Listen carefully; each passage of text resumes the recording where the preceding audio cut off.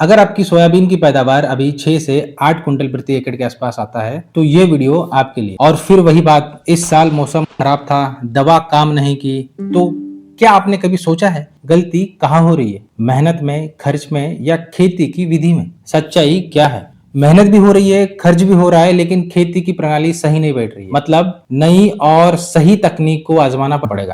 आज मैं आपको वही खेती का मंत्र देने वाला हूं। मैं आपको 20 कुंटल का सपना नहीं दिखाऊंगा, लेकिन आपकी अभी की पैदावार से ऊपर जरूर ले जाऊंगा। अगर आप 6 से 8 कुंटल पर हो तो 10 से 12 कुंटल जाना पॉसिबल है, और अगर अनुशासन रखो तो 12 से 15 कुंटल तक भी पॉसिबल है। लेकिन कंडीशन एक ही है, जो बताऊंगा बिल्कुल वैसा ही करना पड़ेगा। रियलिटी क्या है? अब पहले वास्तविक स्थिति समझ लेते हैं। इंडिया में आज भी एवरेज सोयाबीन का उत्पादन 6 से 8 कुंटल प्रति एकड़ है। मतलब प्रॉब्लम सिर्फ आपकी नहीं है, लेकिन सॉल्यूशन भी कॉमन नहीं है। जो फार्मर सिस्टम समझ गया वही आगे निकल रहा है, और आज हम वही सिस्टम समझने की कोशिश करेंगे। पहले एक बेसिक बात समझ लो। सोयाबीन की पैदावार 3 चीजों से बनती है: पौधों की सही संख्या, शाखाओं की सही संख्या, फूल गिरने से रोकना। अगर ये 3 सही हो गए तो बाकी चीजें अपने आप सही हो जाती है। अब पूरा सिस्टम इन 3 चीजों पे कंट्रोल करने के लिए हमने बनाया है। ये 11 स्टेप का प्रोसेस अगर हमने फॉलो किया तो इस बार नहीं, आने वाले कई सालों तक हम इस सिस्टम से हमारा सोयाबीन का उत्पादन हमेशा हमेशा के लिए बढ़ा सकते हैं। तो स्टेप 1 है सॉइल फाउंडेशन और बेड सिस्टम। तो शुरुआत हमें कहां से करनी है? जमीन से। अगर मिट्टी स्ट्रांग नहीं है तो ऊपर कुछ भी डालो, फायदा सीमित ही रहेगा। कम से कम 2 ट्रॉली फार्म यार्ड मैन्योर, मतलब गोबर का खाद डालना अनिवार्य है। इससे मिट्टी की बनावट सुधरती है, पानी पकड़ने की कैपेसिटी भी बढ़ती है और जड़ों का विकास होता है। इसके बाद सबसे महत्वपूर्ण डिसीजन है सोइंग मेथड। अभी हर कोई फ्लैट जमीन पर सोयाबीन की बुआई करता है, ये हमें चेंज करना है और इसे बेड सिस्टम या रिच फरो मेथड पर ही लगाना है।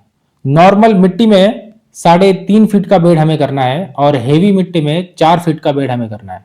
बेड के दोनों ढलानों साइड हमें 2 लाइंस लगानी है ताकि पानी का आराम से निचरा हो सके।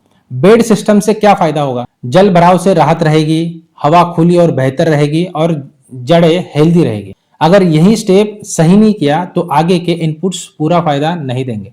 Step 2 spacing and plant population. अब आते हैं प्लांट स्टैंड पर, जो सीधे यील्ड को अफेक्ट करता है। हमें यह सुनिश्चित करना है लाइन से लाइन की दूरी 18 इंच रहे और प्लांट से प्लांट की दूरी, मतलब पौधों से पौधों की दूरी 6 से 9 इंच रखें। सोइंग मेथड में जाए तो हमें सोइंग करनी है, चाहे वो लेबर से हो, चाहे वो मैनुअल डिबलिंग हो, या फिर हैंड पुश मेथड, टिफन या टोकन यंत्र, किसी से भी कर सकते हैं। पर हमें यह सुनिश्चित करना है कि हर स्पॉट पे 2 से 3 ही सीड्स डाले जाए। अगर हमें कैलकुलेशन समझना है कि टोटल पौधे हमारे 1 एकड़ में कितने होंगे, तो सोयाबीन का गणित यह कहता है कि 100 सीड्स का वेट 10 से 12 ग्राम है। ये 10,000 सीड्स का वेट लगभग 1 किलो होता है, और अगर आप 15 किलो सीड्स यूज करते हैं तो लगभग 1.5 लाख सीड्स होते हैं। अगर 80% भी अंकुरन हम प्राप्त करते हैं तो लगभग 1.25 लाख से 1,30,000 प्लांट्स, जो लगभग 50,000 स्पॉट्स पर डिस्ट्रीब्यूटेड होंगे। यह मेथड प्रैक्टिकल और टेस्टेड है, और बीज का खर्चा भी कंट्रोल में होता है। स्टेप 3 अंकुरन का परीक्षण। अब अगला स्टेप छोटा लगता है लेकिन बहुत क्रिटिकल है। बुआई से पहले अपने घर पर अंकुरन टेस्ट करना जरूरी है। अगर अंकुरन 80% के आसपास नहीं है तो सीड बदलना बेहतर रहेगा। अनइवन जर्मिनेशन का मतलब है अनइवन प्लांट स्टैंडिंग, और इसका सीधा असर उत्पादन पर पड़ता है। इसीलिए यह स्टेप मिस नहीं करना है। Step number seed treatment. अब बीज उपचार की बात करते हैं। उपचार 2 स्टेज में करना है। पहला 1 से 2 दिन पहले, जिसमें सभी को पता है थाइमेथोक्सोम और कार्बेंडाजिम, ये 2 फंजीसाइड और इंसेक्टिसाइड से हमें करना है। और दूसरा सोइंग से लगभग 1 घंटा पहले, जिसमें हमें ट्राइकोडर्मा का इस्तेमाल करना है, जो कि मित्र फफूंद है। दोनों को एक साथ मिक्स कतई नहीं करना है, क्योंकि केमिकल ट्रीटमेंट ट्राइकोडर्मा को नुकसान पहुंचा सकता है। ट्राइकोडर्मा के साथ हल्का गुड़ का पानी अगर हम यूज करते हैं तो माइक्रोबियल एक्टिविटी बढ़ाने में भी मदद मिलती है। सॉइल बोर्न डिसीजेस, मतलब जमीन से आने वाली बीमारियों को शुरुआत में ही कंट्रोल करना है, और यहाँ अननेसेसरी महंगे प्रोडक्ट से बचना है, क्योंकि आगे प्रोडक्शन स्प्रेज हमारे प्लान्ड है। स्टेप नंबर 5 बेसल न्यूट्रिशन, मतलब बेसल न्यूट्रिशन बैलेंस में रखना है। पर एकड़ 2 से 3 bag SSP, 25 kilo potash, 10 kilo sulphur और 1 बैग निम्बोली केक, जिसे नीम केक भी बोला जाता है। ध्यान रखें, सोयाबीन नाइट्रोजन खुद पौधों को अवेलेबल करवाता है, इसलिए नाइट्रोजन का ज्यादा इस्तेमाल हमें कतई नहीं करना है। स्टेप नंबर 6, वीड मैनेजमेंट मतलब खरपतवार नियंत्रण। अब बुआई के बाद लेट नहीं करना है, 24 घंटे के अंदर प्री इमर्जेंस हर्बिसाइड स्प्रे करें। जो करते हैं जैसे करते हैं वैसे ही करना है, जिसमें हमारे पास दो ऑप्शन है। एक तो स्ट्रॉन्ग आर्म जिसमें डाइक्लोसम है, उसके साथ हम ग्लाइफोसेट भी लो डोज यूज कर सकते हैं, जिसका 50 ml के आसपास कुछ किसान प्रैक्टिस करते हैं, ताकि जो उगा हुआ तन है उसको कंट्रोल किया जा सके। या ऑक्सीफ्लोरोफेन, जिसकी 200 ml मात्रा 200 लीटर पानी के साथ स्प्रे करना है। स्प्रे के बाद 4 से 5 दिन फील्ड में एंट्री हमें अवॉइड करनी है, ताकि हर्बिसाइड की लेयर बनी रहे और हमें मैक्सिमम रिजल्ट मिले।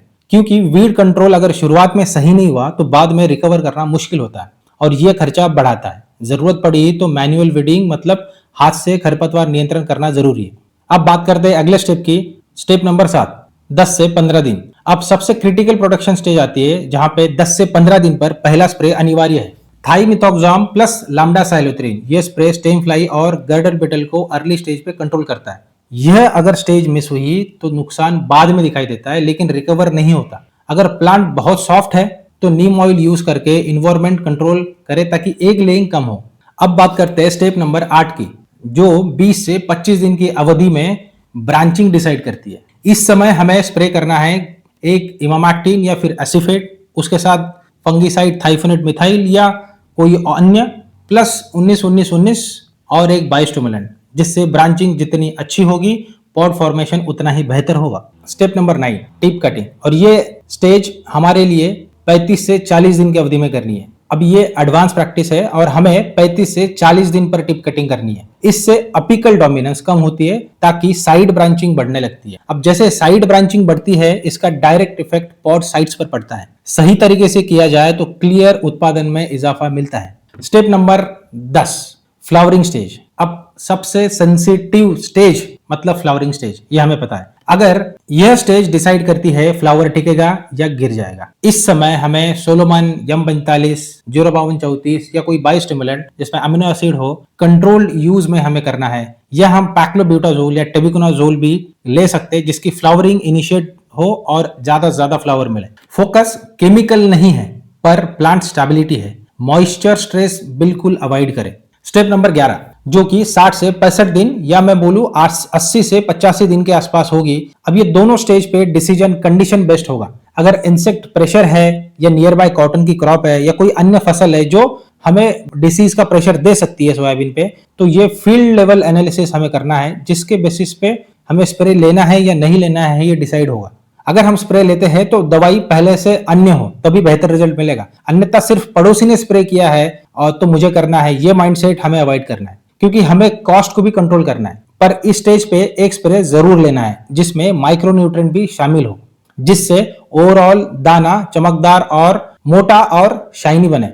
वैरायटी सिलेक्शन की अगर बात की जाए तो वैरायटी हमेशा सॉइल और मैनेजमेंट लेवल के अनुसार चुने। अगर लो फर्टाइल सॉइल है, हल्की मिट्टी है तो stable variety, high fertile soil है, भारी जमीन है तो रिस्पॉन्सिव वैरायटी। अगर उदाहरण के तौर पे देखा जाए तो फूले दूरवा, फूले कीमिया, KDS 726 आजकल बढ़िया चल रही है। इसमें से कोई भी आप वैरायटी आप डिसाइड कर सकते हो, लेकिन फाइनल डिसीजन आपके एरिया के अनुसार ही ले। अगर फाइनल कंक्लूजन की बात की जाए तो अगर आप इस पूरे स्टेप्स को देखेंगे तो यहाँ कोई शॉर्टकट नहीं है, यह एक डिसिप्लिन्ड अप्रोच है।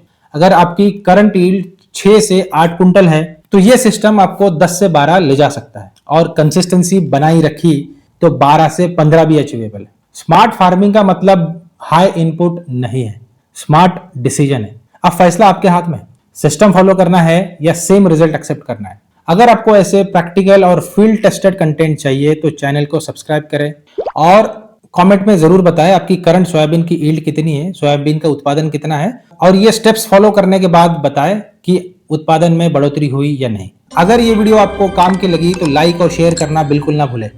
धन्यवाद।